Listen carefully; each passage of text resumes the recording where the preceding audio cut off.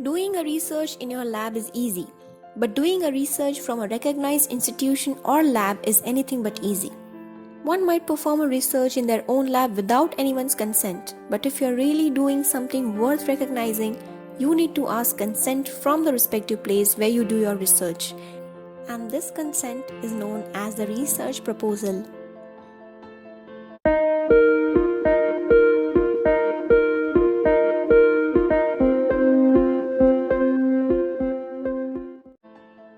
What's up folks, welcome back to my channel. Today we are going to focus on how to write a research proposal in order to get approved for initiating a research idea. First of all, what is a research proposal? Before beginning any sort of research, there is a prior step which must be followed in order to seek a permission from the laboratory you want to work at. This prior permission comes in the form of a research proposal.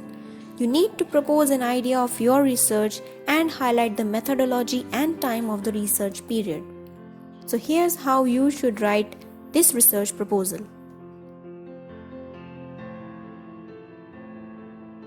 First comes the topic of interest on which we want to perform the research.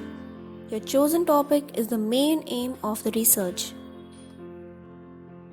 Then comes the introduction of the topic. Remember, the introduction should include the details about your topic and the problems the world is facing and how your research might be helpful to solve this problem. It should explain the scientific rationale for doing the work. Literature review. The literature review mainly consists of the summary of all the research papers that you have read.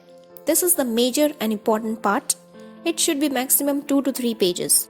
You must include the following: background and issues, your particular discipline where you target the topic, the developments in the field, solution you might get while exploring, and why they are worth exploring. This serves as a detailed sketch of your work. The next section comes as objectives, highlighting what you as a person will explore and understand during research. This can be covered in 4 to 5 points. Then you must include the materials and reagents you might ask for in your research. This gives an idea of the estimated cost of your work. Methodology.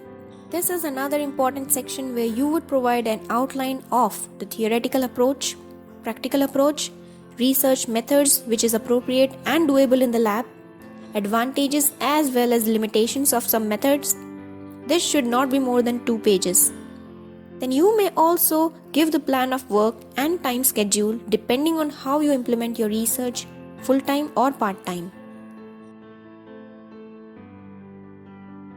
Expected outcome. This section is entirely based on our prediction and the research results may vary.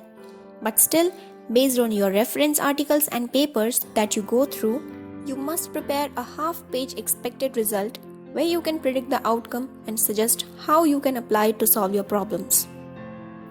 Bibliography is the last part where you can conclude your proposal. You should include the reference to the key articles and texts which you discuss in your proposal along with the sources for research. So now that we know the keys to a successful research proposal, there might not be any obstacle between you and your success. If you still have any doubt, don't forget to comment down below and do subscribe my channel for more videos like this. That's all for today. See you in the next one. Happy learning.